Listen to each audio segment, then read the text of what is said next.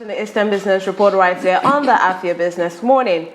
Nigeria's borrowing has once again exceeded expectations, and not in a good way. As of October, the federal government had borrowed about 17.36 trillion naira, roughly 33% more than the 13 trillion naira originally planned in the 2025 budget. Projections suggest that by the end of the year, total borrowing could climb close to 23 trillion naira. Analysts warn that Nigeria may be inching toward a debt trap, borrowing to pay old debts while struggling to raise revenue. Inflation remains high, the naira weak, and interest rates steep, all of which directly affects businesses, prices, and jobs. Today, we'll take a closer look at Nigeria's rising debt, what's driving it, how it affects the economy, and what it means for ordinary citizens, especially those in the southeast, who seem to rarely see the impact of these loans on their communities. Joining me now on the Eastern Business Report to talk about this is Mr. Ndudim Roland, a financial analyst. You're welcome on the program, Mr. Roland. Thank you very much. Nigeria has borrowed over 17 trillion naira so far this year, far above the 13 trillion naira initially planned, like I said in my opening. What's driving this surge in borrowing? Okay, when I saw the reports posted on Punch newspaper, I was like, I got jolted. But for me, what I look at is the plan the country has outside maybe a strategic plan to ameliorate the impact of the debt. The whole world lives in a debt-based economy right now. Every country borrows. Your currency is a measure of is a form of a debt. Either the central bank creates it by printing the naira, is a deficit in its books, or electronically crediting the government on the computer. So your naira is a function of a credit. Or either the government through the debt management office issues a bond to be sold to the public, and Nigerians buy to fund the government. So it's a debt. Likewise, the US dollar, the British pound, the euro, all the reserve currencies, every currency of the world is a debt. Now the question is, all the countries let's look at the world in the form of the debt as an ocean where each country is swimming. Now, if you go back in 1971 when the gold was taken off as an anchor for all currencies. So every currency or every country's currencies is actually swimming on an ocean of debt. The question is, how do you swim on it? Do you glide on the water, or you're swimming on the water, or you're swimming below it? These are the issues. Now, there are also financial storms that comes along the line, which rattles the entire global economy. So how will you be able to manage yourself to navigate the stormy waters? That's another big question. Now, every country has a strategic plan, more especially the superpowers. They will never tell you. They will never tell you this. For us in the financial industry, we know, we could sense, okay, plans countries have to reduce their debt profile, either through trade, through exports, which makes you earn foreign currencies. When I say foreign currencies, any other country earns the dollar as a form of the reserve currency and a dominant reserve currency. You can earn it through trade. American government just has to print it as a commodity. They don't need to earn it. They don't need to have any foreign reserve just to print. Now the question is, the same American government that has a dominant currency, the bulk of its assets is in gold. Over 70% of it is in gold. And when you hear the President Trump saying, oh, we're going to audit Fort Knox, Steve Besson, the Secretary of State, saying we'll monetize our assets, it's a clear signal they are giving to the whole world. America's debt is the highest in the world, over $36 trillion. It's just a problem. So they're looking at, okay, how can we come out of this debt cycle? Not just come out, but reduce it. The question which in Nigeria should be asking is, okay, We keep borrowing, we keep borrowing, we keep borrowing. The question is, how do we exit it? What's the strategic plan to reduce the debt? And that's why I say we should be looking at something like increasing our gold reserves. As of January this year, the price of an ounce of gold was $2,600. Today it is $4,000. We're talking about $1,400 increase in 11 months. Now, Nigeria presently has 21.5 tons of gold. 21.5 tons of gold, and a ton of gold is equivalent to 32 ounces of gold.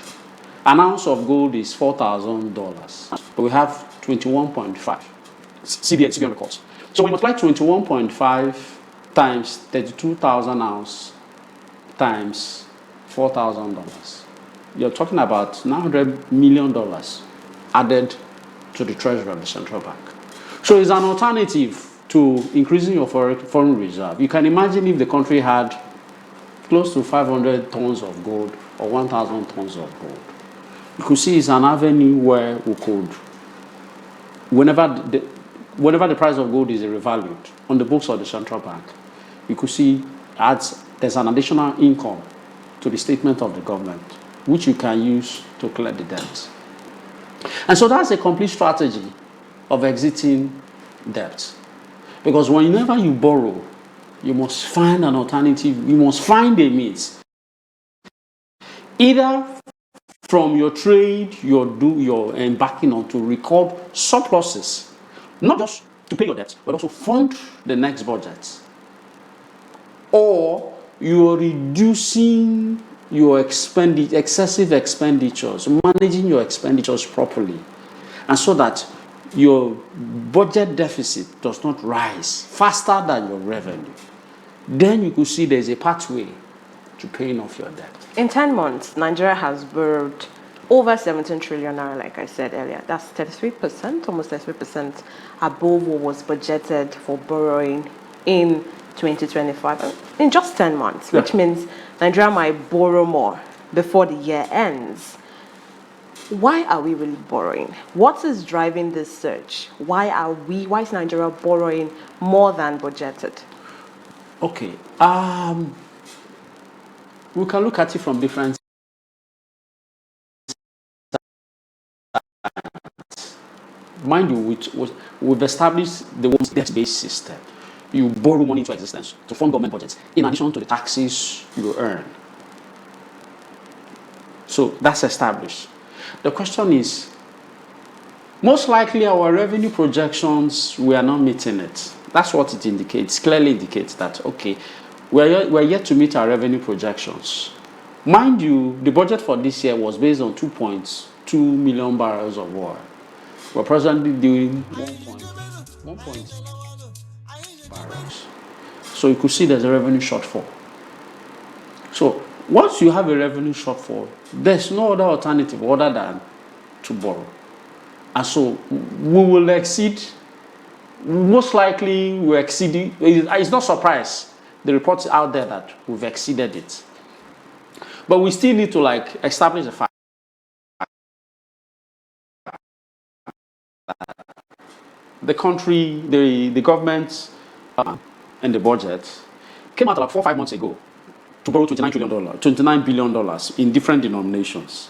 I was shocked when 2 months later they came up with another plan to borrow another from Sukuk bonds and for Euro bond to roll it over. So what you will see is we're more or less like rolling over old debts. The question is, for how long are we going to continue to postpone the day? So what we should be doing is the way of increasing our gold reserves as a maneuver, because if you look at global trends right now, central banks of countries are massively mopping up more golds and adding to their gold reserves, because a day will come when the price of gold will be revalued to address global debts, not on a global scale. Now, the government relies heavily on domestic borrowing. If you check, you see it borrows more locally than foreign loans. How does this strategy affect the financial system? Okay, now, borrowing locally is faster because you need to meet immediate demands rather than foreign, which takes time. The whole processes are long. And you could see even treasury bills, which is the central bank selling treasury bills, is also another fast times, even though the tenor is short. So it shows that there's an exigency to be able to fund government projects. That's all. That's what it entails. So the question is, yes, if we must borrow, no problem, but let us have a plan to exit it. It's like if you have 5 people that are heavy drinkers, 5 of them amongst themselves will say, okay, hey, one of us should be alive, one of us should be of sound mind, so that you will not drink. So that when we're all drunk, somebody will take us up. And that's the point I'm saying about, hey, let us have this strategy in place where we're blessed with gold mines across the country. We should mop this thing up. Because, I said we need to, if we are earning more dollars from trade, it's a sign that, yes, you could add more money to your foreign reserve. But then our exports is still higher than our imports. So there's a big challenge. There's also another challenge of fiscal responsibility. The present administration has the highest Federal Executive Council, one. They increase remunerations for political office holders, National Assembly, and the legislature. Not a good sign. They also made a budget of about 2.1 trillion for the office of the governor, office of the president, office of the vice president. So you could see there's no clear sign of fiscal responsibility on the part of the executive, which everybody was shouting, prune this thing down. They went ahead to establish development centers, development commissions across the entire federation. And the political class went to and said, it's a good development. Sorry, it's your budget. They are going to fund it. And it will be borrowed. That's the implication. And so we're expanding the regular executive council. And to fund this, you could see that the government is going to the capital market to borrow money, and it is crowding out the private sector. It is the private sector that should be the engine room, because they pay more taxes, they add more to the economy. Rather than a government bureaucracy, they just pay salaries, issue contracts, and that's where it ends. So we need to decide, do we want a big government, bureaucratic government, or a private sector driven economy that can take us out of the doldrums? So you're saying the government borrowing from local banks are crowding out businesses. Exactly. Which is making us not generate more. Because businesses, funds, because companies borrow funds. And when the interest rate is high, because the government is taking more money, everybody feels comfortable lending to the government. So the banks, every business or every investor will want to borrow to the government, which is cheaper because they will pay me back. And then small businesses who might want to take loans might not get. They won't get it because it's very expensive. Presently, okay, the treasury bill rate is about 20%. Why would I lend at 30% with higher risk of paying back? Rather, I lend my money to the government at 20%. So this is the dilemma we find ourselves in. And so we need to decide what we want as a country. Either to run a socialist-oriented economy where government is the biggest investor, biggest driver of the economy, and suffer the consequences, or we go private sector where we will free up enough loanable funds for private sector to develop, thrive, employ more people, and create a healthy environment for them to thrive. Mind you, the 15% tax that was introduced on PMS and petroleum products, I'm beginning to see signals, because a friend of mine working for one of the service providers just told me they were all served with retrenchment notice because of because the price of diesel will go up. That's the implication. And so when businesses are crowded out and no longer conducive, where it's only government and government. But the government says the 15% tax is to encourage local refineries. But that aside, I was having a conversation with our economic correspondent, and he believes that Nigeria's problem is not a revenue problem, it is a spending problem. Do you share the same opinion? Yes, that's what I said. We said fiscal indiscipline on the part of the government. As long as we don't prioritize what we want as a people, we will keep going down into debt without any headway. Okay, yes, you want to continue in the binge, in the borrowing binge. Give us an alternative or exit plan. We'll be comfortable with it. That's the point. If you want to borrow, no problem. You are now pay. Future generations will all pay. Plans outside the existing structure of trade, selling crude oil to earn revenues. Let's have something else, so that when the D-Day comes, when the global nations decide to revalue the price of gold, so as a buffer to reduce the debt, the country benefits. That's all I ask for. All right, Mr. Roland, before we let you go, our time is fast spent. You mentioned, you also mentioned that there are mineral resources Nigeria is not leveraging on. How can we leverage on these mineral resources, as well as our oil, to, get more revenue for the country, so we don't go into a debt trap? You see, it's not just having mineral resources, but being mad. You have a policy, well managed, it's clear, transparent,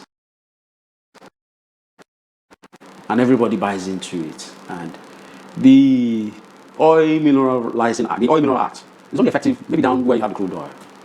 But in terms of every other mineral resources up north, where you have your cobalt, your lithium, your gold, your name it, it's more or less like a free for. In fact, that's where you even have the bulk of insurgency. All the insurgencies you have, northeast, northwest, behind them all you have mineral resources underneath them. And so that's what is driving the insurgency in the country.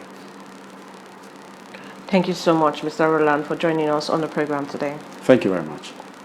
And that's as much we can take on the Eastern Business Report today. Many thanks for staying with us. I'll see you tomorrow when trading resumes on the exchanges. Coming up next is Afia. I am Marvelous Apuamaga. See you tomorrow.